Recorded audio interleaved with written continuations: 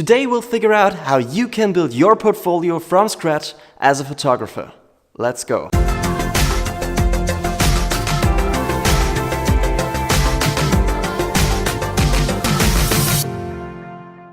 Hey and welcome back everybody. I'm happy to see all of your smiling faces. If you're new here, welcome. I'm happy that you found your way here. I'm Philip. I'll talk about photography, creating videos, and about social media business on this channel. Today we're talking about how you can build your portfolio in order to get new clients with your photography business. So whenever someone wants to hire you, you want to have your best work ready in your portfolio to show them. If you're still at the beginning of your photography career, there's probably not that much work in your portfolio yet.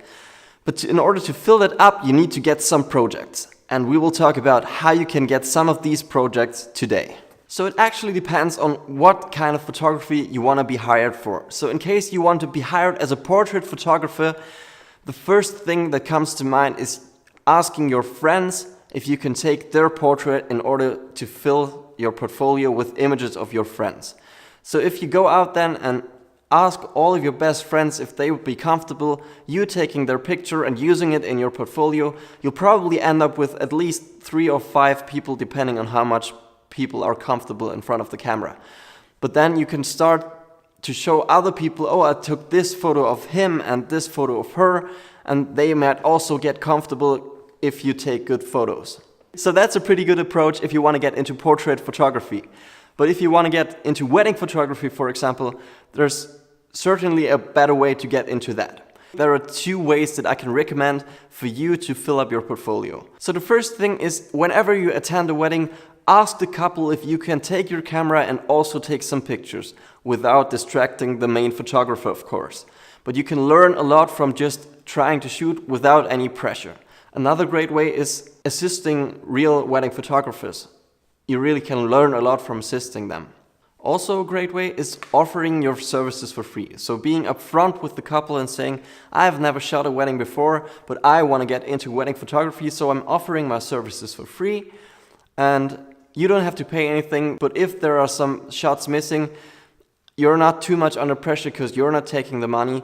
But if you end up with some really great shots, you can definitely use them for your portfolio. Another area that you might want to consider going into is commercial photography. And this is kind of the hardest to get into, I think. So you want to think of everybody that you know that owns a business and ask them if you can do some work for them for free. You can definitely use that in your portfolio, and if they end up liking it, they might want to hire you in the future anyway and recommend you to other business owners. It's also a great way to figure out who might need images and what kind of images and what kind of services you want to offer them. So whatever kind of photography you're going into, after you've done a few gigs for free, consider talking to your customers saying, well, I'll do this for free, but if you end up using my images and liking them, I want to get X amount of money. So kind of a pay what you want agreement. This is also a great way to not be pressured while doing your work if you're not that experienced yet, and they are not disappointed if they don't like the images because they didn't pay anything for it. Everything is good. You might want to come back to them at a later point and show some of your other good work, and they might even still want to hire you then. I actually did all these 3 things in order to build my portfolio. What I also did is challenge myself with photography projects. If you followed me on Instagram for a while, I did this project in 2017 where I challenged myself to do 1 photography project every week in 2017 and upload the result on Instagram every Sunday. And I did that, I completed it with 52 images, and a few of them ended up in my portfolio and actually still get me work. So that's a great way to challenge yourself. There's also these great things with 365 challenges where you upload a picture every day, or at least take a picture every day. I found that too stressful because I wanted to work on a project a little longer and also made some series. But that's a great way to also work on your craft while you don't have any booked gigs or free work for other people to do. Also challenge yourself to do more stuff.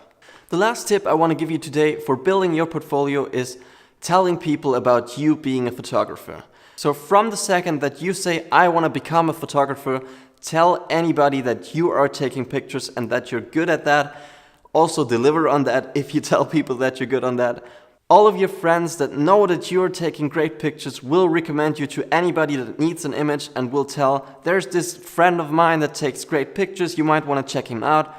And this keeps growing and growing. There's this word of mouth thing going on, and you will get clients from that. Even if it's just after 1 or 2 years, you will get clients from word of mouth. So that's it for me today, guys. I hope you enjoyed this video. If you also need a photography portfolio website, I made a video on that just a few weeks ago, so make sure to check that out as well. If you like this video, share it with a friend, hit the like button, and also subscribe to the channel if you want to see more videos about photography and social media business coming in the next weeks. I would be super happy if you left me some feedback in the comments down below, and I'm happy to see you in the next one. Bye bye.